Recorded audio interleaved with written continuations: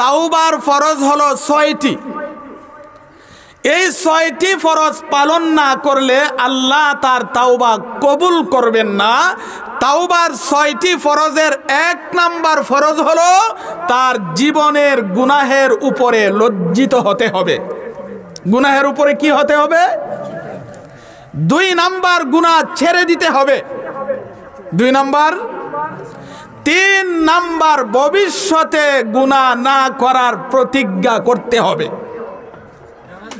4 number আল্লাহর যে সকল বিধান লঙ্ঘন করলে কাজা করার নিয়ম আছে, ওই বিধানগুলো কাজা করতে হবে। যদি নামাজ ছুটে থাকে, রোজা ছুটে থাকে, তাহলে এগুলো কাজা করতে হবে। 5 নাম্বার, যদি কোনো মানুষের হক নষ্ট করে থাকি, এই হকগুলো আদায় করতে হবে। 6 নাম্বার আল্লাহর কাছে কাকুতি মিনতি করে আল্লাহর কাছে তাওবা করতে হবে। এই 6টি শর্ত পালন করে কেউ যদি তাওবা করে, আল্লাহ তাআলা তার জিন্দেগীর সমস্ত গুনাহ ক্ষমা করে দিবে। কিন্তু তাওবার একটা শেষ সীমানা আছে। তাওবার একটা কি আছে?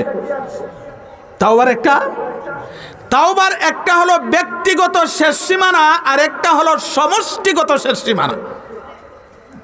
তাওবার শেষ সীমানা কয়টা? একটা হলো ব্যক্তিগত শেষ সীমানা, আর একটা হলো সমষ্টিগত শেষ সীমানা।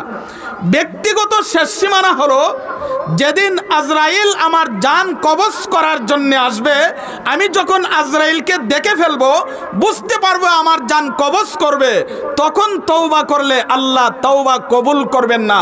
এটা হলো ব্যক্তিগত শেষ সীমানা। আরেকটা হলো সমষ্টিগত শেষ সীমানা। আরেকটা হলো সমষ্টিগত শেষ সীমানা কোনটা? কিয়ামতের বড় বড় আলামতগুলির একটা আলামত হলো পশ্চিম দিকে সূর্য উদয় হওয়া। এখন তো সূর্য উদয় হয় পূর্ব দিকে, ডুবে পশ্চিম দিকে। একদিন পূর্ব দিকে উদয় না হয়ে পশ্চিম দিকে উদয় হবে। যেদিন পশ্চিম দিকে সূর্য উদয় হবে, এর আগের রাত্রটা হবে 3 রাতের সমান। এইভাবে হঠাৎ করে পশ্চিম দিকে যখন সূর্য উদয় হবে, তখন তওবা করলে আল্লাহ তওবা কবুল করবেন না। অথচ ওই সময় দুনিয়ার সমস্ত কাফের বেঈমানরা তওবা করবে, ঈমান আনবে, কিন্তু ওই সময় ঈমান আনলেও আল্লাহ গ্রহণ করবেন। তাহলে